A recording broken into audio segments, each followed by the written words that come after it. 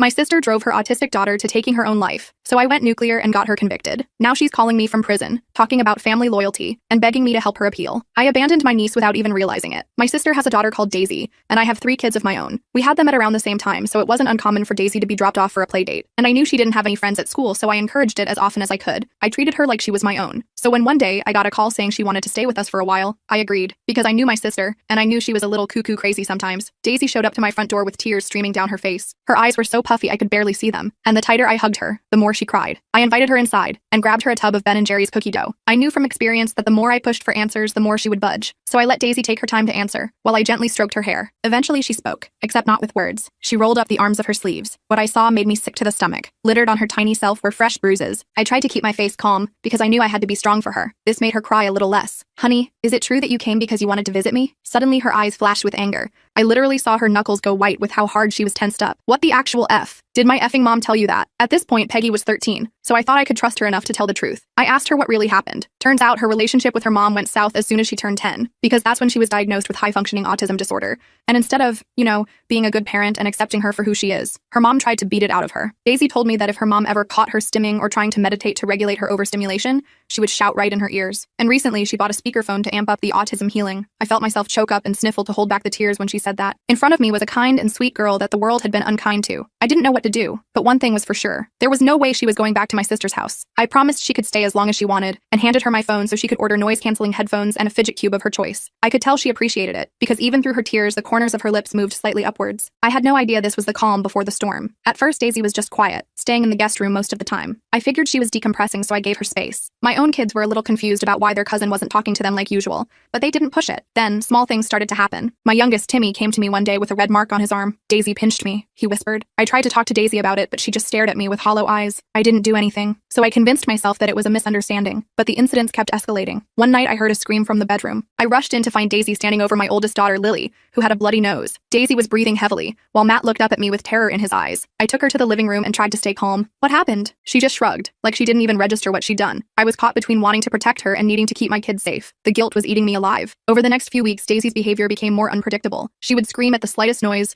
throw things when my kids laughed too loud, and once she pulled Timmy's hair so hard I had to pry her fingers off. I tried to be patient, I really did, but my kids were scared of their own home. One evening, after another meltdown where Daisy threw my favorite vase at Lily and almost unalived her, I called my sister. I couldn't handle it anymore. I was desperate. She picked up straight away. What did she do now? When I explained everything, there was silence on the other end. Then she laughed. A sharp, cruel laugh. Of course she's acting crazy. She always has been. She gave herself those bruises. And that whole autism skit, she made it up for attention. I was stunned. Could I really have been that gullible? The doubt crept in like poison. The next morning, I sat Daisy down. Your mom is coming to get you. I think it's best you go home. She didn't cry. She didn't yell. She just walked out the door with her backpack, looking more defeated than I'd ever seen anyone. I spent all night wondering if I had done the right thing. The next morning, I had my answer, because that's when I got the call. It was the police. Daisy had been found after committing self-unalive. I immediately fell to the floor. My sister was evil, and I had left her in her clutches. But beneath all the pain, I knew one thing. If I ever wanted to forgive myself, I had to avenge Daisy. My sister had to pay for what she'd done. Daisy deserved justice, and I was going to make sure she got it, no matter what it took. I spent the next few days in a fog of grief and rage. Mark tried to comfort me, but I pushed him away. How could I accept comfort when Daisy would never feel safe again? The kids were confused and scared. I told them that Daisy had gone to heaven, but they sensed something terrible had happened. Lily overheard me crying on the phone and asked if Daisy had called herself. I couldn't lie to her. She's 14, old enough to understand some of the darkness in the world. I just didn't want her to know that I was part of that darkness. The funeral was small and quick. Vanessa put on a good show, sobbing dramatically, and accepting condolences from the handful of people who showed up. I stood as far away from her as possible, afraid I might actually attack her if she came near me. She had the nerve to hug my kids and tell them how much Auntie Vanessa loved them. I saw Timmy shrink away from her touch. Smart kid. After the service, Vanessa approached me with red-rimmed eyes. This has been so hard on me, she whispered. I just don't understand why she would do this. I stared at her, unable to believe what I was hearing. Are you fucking kidding me right now? She blinked, taken aback by my tone. Excuse me? You know exactly why she did it, I hissed, keeping my voice low so the kids wouldn't hear. You tortured her for years. Vanessa's face changed instantly, her grief mask dropping away. Watch yourself, she warned. You're not thinking clearly right now. Grief does strange things to people. Before I could respond, she walked away to accept more hugs from distant relatives who had no idea who they were comforting. I watched her performance with growing disgust. She was going to get away with it. Everyone believed her act. That night, I couldn't sleep. I kept seeing Daisy's face, imagining her final moments alone and desperate. Around 3 a.m., I got out of bed, careful not to wake Mark. I went to the guest room, Daisy's room, and sat on the bed. We'd already packed up the few belongings she'd left behind, but I hadn't been able to bring myself to look through them yet. The small backpack sat in the corner where Mark had placed it, I unzipped it slowly, as if I might find something alive inside. There wasn't much. Some clothes, a toothbrush, her noise-canceling headphones. At the bottom, I found a small notebook with a worn cover. I hadn't seen this before. My hands trembled as I opened it. It was Daisy's diary. The first entry was dated 3 years ago, right around when she turned 10. The handwriting was childish, with little hearts dotting the I's. She wrote about normal kid stuff, a TV show she liked, a drawing she was proud of, but even then, there were hints of trouble. Mom got mad again today. I don't know what I did wrong. As I flipped through the pages, the entries became darker. The cute handwriting disappeared, replaced by angry, jagged letters that sometimes tore through the paper. Mom says I'm broken. She says she'll fix me or get rid of me. I read for hours, tears streaming down my face. Daisy had documented everything. The autism healing sessions where Vanessa would scream at her until she collapsed. The time she was locked in closets for stimming. The food withheld as punishment for acting weird. There were names of neighbors who had heard the screaming but never intervened. Mrs. Patel next door. The Johnsons across the hall. Mr. Grayson, the building manager who once knocked on the door during a particularly bad session, but left when Vanessa said everything was fine. The last entry was dated the day before I sent her back. Aunt Rachel is sending me home tomorrow. I thought she was different. I thought she would help me. I can't do this anymore. I closed the diary, feeling like I'd been punched in the stomach. This was evidence. This was proof of what Vanessa had done. But it wasn't enough. A dead girl's diary wouldn't convince the police to investigate, especially when Vanessa would just claim Daisy made it all up for attention. I needed more. I needed witnesses. The next morning, I told Mark I needed to go to Vanessa's apartment building to get some closure. He offered to come with me, but I insisted on going alone. I didn't tell him about the diary or my real plan. I didn't want him involved in case things went sideways. Vanessa's building was in a decent part of town. Not fancy, but not run down either. The kind of place where people mind their own business. I started with Mrs. Patel, the neighbor Daisy mentioned most often in her diary. She was an older Indian woman who lived alone. When she opened the door, her eyes widened in recognition. "You're Vanessa's sister," she said, her voice guarded. "The one who took the girl for a while." I nodded. "Can I talk to you about Daisy?" She hesitated, then stepped back to let me in. Her apartment was small but immaculate, filled with colorful fabrics and the smell of spices. She offered me tea, which I accepted to be polite, though my stomach was in knots. "I know what happened to Daisy," I said once we were seated. "I know what my sister did to her." Mrs. Patel stared into her teacup. "I don't know what you're talking about. Please," I begged. "Daisy kept a diary. She wrote about the screaming, the abuse. She mentioned you heard it sometimes." The woman's hands trembled slightly. "I mind my business. My niece is dead because everyone minded their business," I said, my voice breaking. "Please, just tell me what you heard or saw. Anything." Mrs. Patel was silent for so long I thought she wouldn't answer. Finally, she sighed. "The walls are thin. I heard things. Screaming, crying. The mother's voice was always so cruel." "Did you ever see anything?" I asked. She nodded slowly. "Once, I was taking out my trash. The door was open a crack. I saw the mother holding the girl by her hair, shaking her. The girl was making a sound, like a wounded animal." "Did you report it?" I already knew the answer. "I called once. Anonymous. The police came, but the mother was charming. Said the girl had behavioral problems. They left quickly." She looked ashamed. I should have done more. I thanked her and asked if she would be willing to make a statement if needed. She hesitated but eventually agreed. It wasn't much, but it was a start. Next, I tried the Johnsons. They weren't home. Mr. Grayson, the building manager, refused to talk to me at all. "I don't want any trouble," he said before shutting his office door in my face. I was about to leave when an older woman approached me in the lobby. She had gray hair pulled back in a severe bun and wore a cardigan despite the warm weather. "I heard you asking about the girl," she said quietly. "I'm Elaine Winters. I live on the floor above them." My heart raced. "Did you know Daisy?" She nodded. "I'm retired now, but I was a school teacher for 40 years. I know the signs of an abused child." She glanced around nervously. "Could we talk somewhere else?" We went to a coffee shop a few blocks away. Elaine ordered a black coffee and drank it with shaking hands. "I saw the bruises," she told me. "Many times. Once I asked her about them directly. She said she fell. The classic excuse." She shook her head sadly. "But I knew. I've seen too many children with those same eyes not to know." "Did you ever hear anything specific?" I asked. Elaine nodded grimly. "One night, about a year ago, I was coming home late from my sister's. I heard that woman, your sister, screaming something about beating the evil out. I almost called the police right then, but..." She trailed off. "But what?" "Your sister has a reputation in the building. She's charming to most people, but if you cross her..." Elaine shuddered. "She destroyed the last manager's car when he complained about her playing music too loud. Slashed his tires, broke his windows. No one could prove it was her, but everyone knew. After that, people just stayed out of her way." I felt sick. This was the sister I'd grown up with. Manipulative, vindictive, but always able to present a perfect face to authority figures. Our parents never believed me when I told them about the things she did when they weren't looking. "Would you be willing to make a statement about what you heard?" I asked. Elaine hesitated. "I'm afraid of what she might do. My niece is dead because of her," I said bluntly. "Please, help me get justice for Daisy." Eventually, she agreed. I collected her contact information and thanked her profusely. 2 witnesses wasn't much, but it was more than I had this morning. When I got home, Mark was waiting for me with a worried expression. "Where have you been all day?" I tried calling. I hadn't even noticed my phone was on silent. I needed some time to think. I lied. I hated not telling him the truth, but I didn't want him involved yet. Not until I had something concrete. That night, I started researching child abuse laws and posthumous investigations. I learned that without a living victim, cases were much harder to pursue. The burden of proof was higher. I would need more than a diary and a couple of reluctant witnesses. The next morning, I got a text from an unknown number. "Stop asking questions or you'll regret it." I knew immediately it was from Vanessa. She must have heard I was at her building. The threat only strengthened my resolve. I was going to take her down if it was the last thing I did. Over the next week, I continued my investigation. I found more neighbors willing to talk, though most were too afraid to go on record. I discovered that Daisy's school counselor had filed a report with CPS last year, but somehow it had been dismissed after a home visit. I tracked down the counselor, a kind woman named Janet who broke down in tears when I told her about Daisy's death. I knew something was wrong, she sobbed. She would flinch whenever anyone raised their voice. She stopped participating in class after her diagnosis. It was like watching a flower wilt in real time. Janet had copies of her reports and agreed to share them with me. It wasn't exactly legal, but she didn't care anymore. The system failed her, she said bitterly. Maybe you can do what I couldn't. Meanwhile, Vanessa's intimidation tactics escalated. Anonymous calls in the middle of the night. A dead bird left on my porch. My tires slashed in the grocery store parking lot. She was careful to leave no evidence linking her to any of it, but I knew it was her. Mark was getting suspicious about my grief project, as I'd been calling it. He found some of my notes one night and confronted me. What exactly are you doing, Rachel? He asked, holding up pages of witness statements I'd collected. Are you building some kind of case against your sister? I broke down and told him everything. The diary, the witnesses, the threats. I expected him to tell me I was crazy or obsessed. Instead, he hugged me tightly. I'll help you, he said simply. What Vanessa did was evil. She shouldn't get away with it. Having Mark on my side made everything easier. He helped me organize the evidence and even used some connections from his job as an insurance investigator to get information I couldn't access on my own. About 3 weeks after Daisy's death, I remembered something from her diary, a mention of Aunt Claire, who had stopped coming around after a big fight with Vanessa. Claire wasn't actually Daisy's aunt, but Vanessa's sister-in-law from a brief marriage years ago. I'd met her a few times at family events, but lost touch after Vanessa's divorce. It took some digging, but I finally found her on social media and sent a message explaining who I was. She responded almost immediately, agreeing to meet. Claire was younger than I expected, probably early 30s, with a nervous energy about her. We met at a park, and she kept looking around as if expecting Vanessa to jump out from behind a tree. I'm not surprised about what happened, she said after I explained why I wanted to talk. I saw how she treated Daisy even before the diagnosis. There was always something off about how Vanessa parented. What do you mean? Claire twisted her hands in her lap. It was like Daisy was a doll to her, not a person. Something to show off when it suited her and ignore when it didn't. The last time I saw them was at a family barbecue about 2 years ago. Daisy was stimming, just rocking a little bit, totally harmless. Vanessa grabbed her arm so hard it left marks and dragged her to the bathroom. I followed because I was concerned,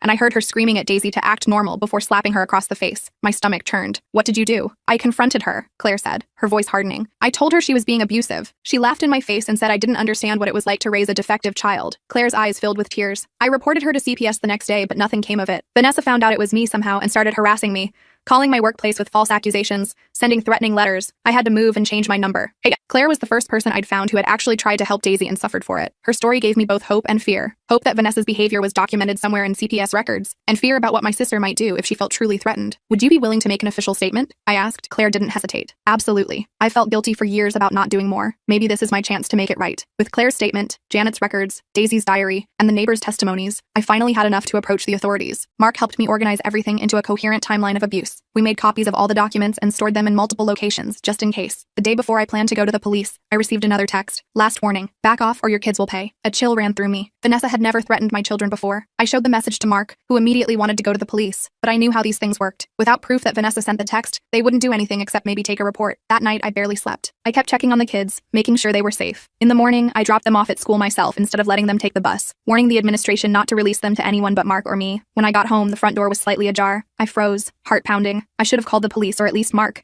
but rage overrode my common sense. I pushed the door open slowly. The house had been ransacked. Drawers pulled out, cushions slashed, picture frames smashed. I moved through the chaos in a daze until I reached the guest room, Daisy's room. It was the worst of all. The mattress had been cut open. The walls had deep gouges in the drywall, and in the center of the room was a small fire burning in a metal trash can. I rushed forward and saw what was fueling the flames, pages from Daisy's diary. I grabbed a blanket from the floor and smothered the fire, burning my hands in the process. Most of the diary was already ash, but a few pages remained intact at the bottom of the can. A noise from behind made me whirl around. Vanessa stood in the doorway, a kitchen knife in her hand and a wild look in her eyes. You just couldn't leave it alone, could you? She snarled. You always were a self-righteous bitch. I backed up until I hit the wall. Vanessa, what the hell are you doing? Protecting myself, she said, advancing slowly. Do you have any idea what would happen to me if people believed your lies? I'd lose everything. They're not lies, I said, trying to keep my voice steady. You abused Daisy for years. You drove her to sewer slide. Vanessa laughed. That same cruel laugh I'd heard on the phone the night before Daisy died. Daisy was weak. I was trying to make her stronger, to fix her. Everything I did was for her own good. You're insane, I whispered, looking for something to defend myself with. There was nothing within reach. No, I'm practical, she countered. Daisy was never going to be normal. She was always going to be a burden. I did my best with what I was given. She was close now. The knife pointed at my chest. I could smell alcohol on her breath. And now I have to clean up another mess. It's really your fault, you know. If you had just minded your own business, we wouldn't be here. I was calculating my chances of making it to the door when we both heard it. The unmistakable sound of the front door opening. Rachel? Mark's voice called out. Your car's outside. Are you home? Vanessa's eyes widened in panic. She hadn't expected anyone else to be here. In that moment of distraction, I lunged forward and grabbed her wrist, twisting it hard. The knife clattered to the floor. We both dove for it, but I got there first, scrambling backward with it clutched in my hand. Mark! I screamed. Call the police. Vanessa's here. I heard him running toward us. Vanessa looked from me to the door, then made a break for the window. I tackled her from behind, both of us crashing to the floor. She fought like a wild animal, scratching and biting,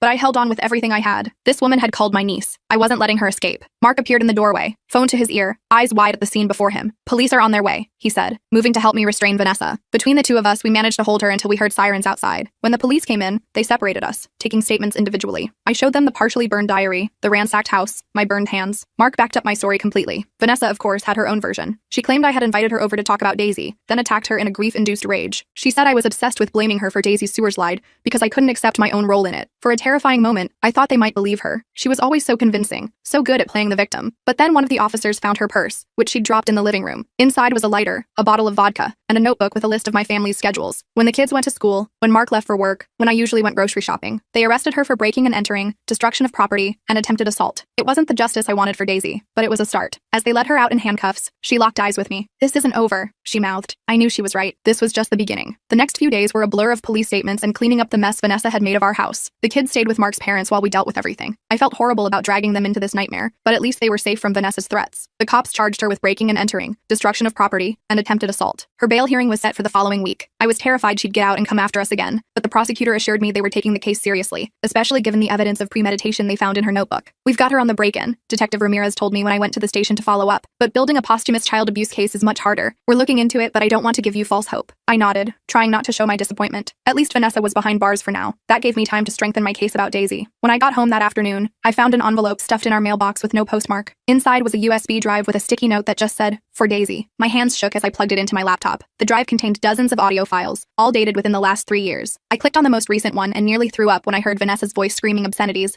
followed by what was unmistakably the sound of hitting and Daisy crying. "Stop stimming, you little freak. What did I tell you about those weird hand movements? Do you want people to think you're R-worded?" I slammed the laptop shut, unable to listen to more. After taking a few deep breaths, I opened it again and checked the other files. They were all recordings of Vanessa's abuse, her autism healing sessions, her threats, her violence. Some were just a few minutes long, others went on for over an hour. There was also a text file named README. It was from Mr. Grayson, the building manager who'd refused to talk to me. I installed a security system in my office that picks up sound from the hallway. I kept these recordings as insurance in case Vanessa ever came after me. I was too cowardly to do anything while Daisy was alive. Maybe they can help now. I immediately called Detective Ramirez and told her about the recordings. She came over within the hour and took the USB drive as evidence. "This changes things," she said, her expression grim. "These recordings, combined with the diary fragments and witness statements, might be enough to add child abuse charges." For the first time since Daisy died, I felt a glimmer of hope. Maybe we could get justice for her after all. The next day, I got a call from the detective asking me to come to the station. When I arrived, she led me to a small conference room where a woman in a sharp suit was waiting. "This is ADA Melissa Chen," Detective Ramirez introduced us. "She's been assigned to Vanessa's case." The prosecutor shook my hand firmly. "I've been reviewing the evidence against your sister," she said. "The recordings are damning. We're adding child abuse and endangerment charges to the case." I felt tears welling up. "Thank you. Don't thank me yet," she warned. "These cases are never straightforward. Vanessa has hired Thomas Blackwell as her attorney." My stomach dropped. Blackwell was notorious in our city, an expensive defense attorney who specialized in getting guilty people off on technicalities. "He's already arguing that the recordings were obtained illegally and should be inadmissible," Chen continued. "And he's building a case that Daisy had severe mental health issues unrelated to any alleged abuse." "That's bullshit," I snapped. "The only mental health issues she had were caused by Vanessa's torture." Chen nodded sympathetically. "I believe you, but we need to prepare for an ugly fight. Blackwell will try to paint Daisy as unstable and you as a grieving aunt looking for someone to blame. Are you ready for that?" I thought about Daisy's diary, about the hollow look in her eyes when I sent her back to Vanessa. "I'll do whatever it takes." The next few weeks were brutal. Blackwell filed motion after motion trying to get evidence thrown out. He subpoenaed my phone records trying to prove I'd been obsessed with building a case against Vanessa. He even tried to get my kids' school records, claiming their testimony about Daisy's behavior was crucial to Vanessa's defense. Mark was amazing through all of it, handling the kids and the house while I worked with the prosecutors. But I could see the toll it was taking on all of us. Lily had started having nightmares. Matt had gotten into a fight at school. Timmy barely spoke anymore. One night, after putting the kids to bed, Mark found me at the kitchen table surrounded by case notes. "Rachel, we need to talk," he said, sitting across from me. "This is consuming you. It's consuming all of us." I looked up, defensive. "What am I supposed to do? Just let her get away with it?" He shook his head. "Of course not. But you're running yourself into the ground, and the kids are suffering." I knew he was right. I'd been so focused on justice for Daisy that I was neglecting my own children, making the same mistake I'd made with Daisy, just in a different way. "What do you suggest?" I asked, too tired to argue. "Let the prosecutors do their job," he said gently. "Help them, but don't make this your entire life. Daisy wouldn't want that." I nodded, tears streaming down my face. I just feel so guilty. If I hadn't sent her back. Mark took my hands. "You made a mistake. We all did. But you're trying to make it right. That's all anyone can do."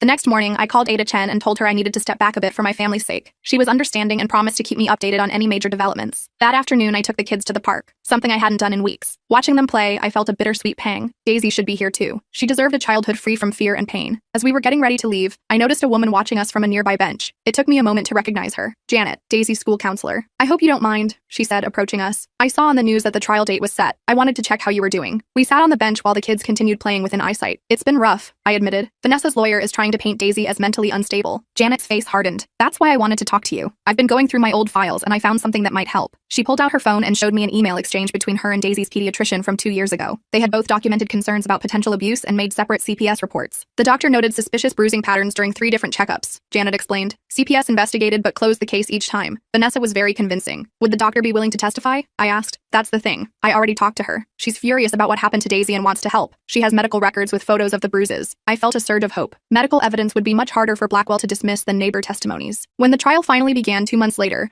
I was more prepared than I'd ever been for anything in my life. Ada Chen had built a solid case, combining the audio recordings, medical evidence, witness testimonies, and what remained of Daisy's diary. Vanessa sat at the defense table looking perfectly put together in a conservative blue dress, her hair neatly styled. She looked like a respectable, grieving mother, exactly the image Blackwell wanted to project. I testified on the 3rd day, recounting everything from the moment Daisy showed up at my door with bruises to the day Vanessa broke into our house. Blackwell tried to trip me up during cross-examination, suggesting I had a lifelong jealousy of my sister and was using Daisy's sewer slide to get revenge. Isn't it true that you sent Daisy back to her mother? He asked, his voice dripping with fake concern. If you truly believed she was in danger, why would you do that? I took a deep breath. I made a terrible mistake. I believed Vanessa's lies that Daisy was manipulating me. I will regret that decision for the rest of my life. So you admit your judgment regarding your niece was flawed? He pressed. Yes, I said firmly. I trusted my sister when I shouldn't have. That's why I'm here now, because I won't make that mistake again. The most powerful testimony came from Dr. Rivera, Daisy's pediatrician. She presented medical records showing a pattern of injuries consistent with physical abuse over several years. She had photos, documentation of Daisy's increasing anxiety symptoms, and records of her own CPS reports. In my professional opinion, she stated clearly, Daisy was a victim of ongoing physical and emotional abuse. Her autism was used as an excuse to inflict punishment for normal neurodivergent behaviors. Vanessa took the stand on the final day, playing the part of the overwhelmed single mother doing her best with a troubled child. She cried at all the right moments, expressing how much she missed her baby girl and how she'd been trying to get Daisy the help she needed. Those recordings, she said, dabbing at her eyes with a tissue, they sound awful out of context, but Daisy was having violent episodes. I was trying to protect myself and get her to calm down. It was sickening to watch. I dug my nails into my palms so hard they left marks. When the jury went into deliberation, I was terrified they'd believe Vanessa's act. We waited 2 excruciating days for the verdict. When we finally returned to the courtroom, I could barely breathe. Mark held my hand so tight it hurt as the jury foreman stood. On the count of child abuse in the 1st degree,